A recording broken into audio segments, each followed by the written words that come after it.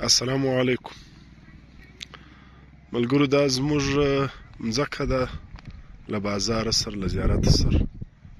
دا زموږ د مځکې په مابین کې دا روډ تر سوی دی. دا ولسي روډ نه والی، دا فی سبیل الله دا روډ موږ ورکړی. زما دې اوس یو شی در ښکاره کوم.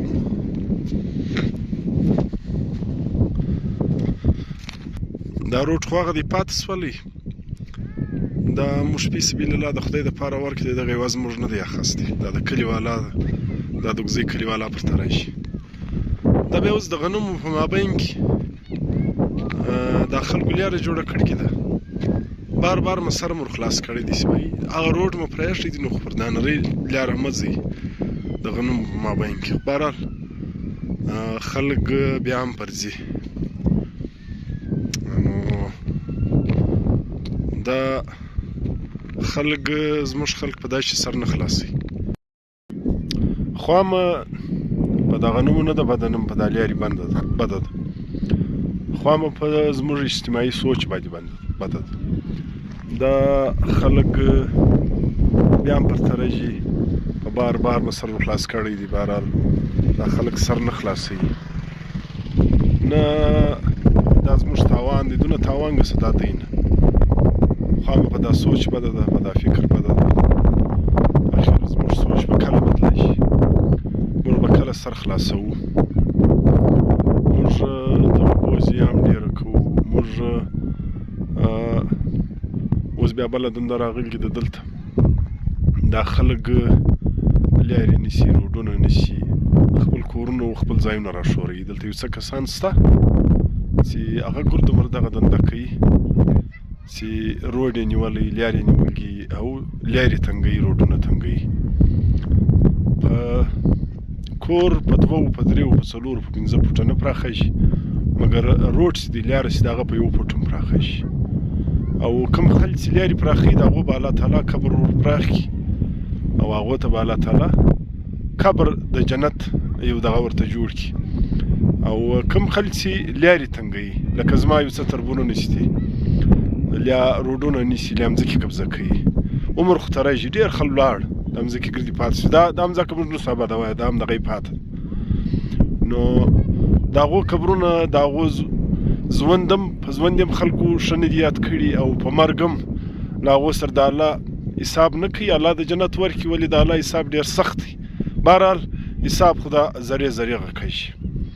نو الله د موږ معاف کړي. موږ اجتماعي سوچ نه دی بدل سوی. اوبه موږ ضایع کوو مضبوطه. پر یوه پیاله اوبه، پر یوه پیاله موږ یو جګ اوبه تویوو، صفا د چرنګ اوبه. دا سوچ موږ نه دی بدل کړی. نو دا سوچ زموږ اجتماعي سوچ به کله بدلی شي. موږ نلکې هر ځای کې ماتې دي، اوبه هر ځای کې ایله دي. دا مرداري په دا کلي کې پوهېږي چې د دغې فکري څوک نه کوي. سیاسي خلک شنې ټینکیانې جوړې کړي دي، پر هغه لیا د یو خان نواب، لیا د یو ملا نوم لیکلی، پر شنه ټینکۍ سیاست کوي. نه خلک د سکولو عازم کوي چې باید دا سکول جوړ کړي، کالج ته جوړ کړي، چشي ته راوړي. او موږ دا خبره کوو چې د الله عذاب راغلی، به ختم سولې. د الله عذاب نه دی راغلی. زموږ تی رویې، زموږ تی کوم عادتونه چې دي، بد عادتونه، دغه عذاب دی پر دا مځکه. موږ تی عذاب دی پر دا مځکه. نو موږ تی باید خپل سوچ بدل کړو، قبضې نه کوو، لیارې نه کوو تنګې، د خلکو د مالو د جانو د دغو خیال وساتو، او په معاشره کې یو داسې سوچ پیدا کړو چې هغه د بهتریو خواته ولاړ شي. خامخا هر شی حکومت نه کوي. موږ په ملک کې که تبدیلي غواړو، موږ به اول چل ځان تبدیل کوو، ځان به بدلوو، نو بیا یو ښایسته معاشره جوړه شي. که موږ ته دا ته رایو، زموږ ته دا ته رارویي، نو بیا به ښه حکمران له کومې خوا راشي. بیا به د هغه ته را خلک راځي، نایله خلک به پر موږ مسلط دي. دا زموږ په حلقو کې له دا 10 کالو زه نایله خلک پر موږ سرمایدي راځي، او موږ ته یې پر ځان د ښو تعلیم یافته خلک هم د هغو تعریف کوي. د کردار په حواله سره هم په هغو کې مسلې، د عمل په حواله سره، او هغوی یو شی نه دی کړی، بس هغه مازې خالي خبرې دي. لیا ټرانسفارمر دی، لیا ټینکۍ ده، لیا تالاب دی، لیا څه پایپونه دي. بس دا زموږ سیاست دی. الله د موږ ته ګورو ته هدایت وکړي. الله د موږ ته په سمج کې دا خبرې واچي.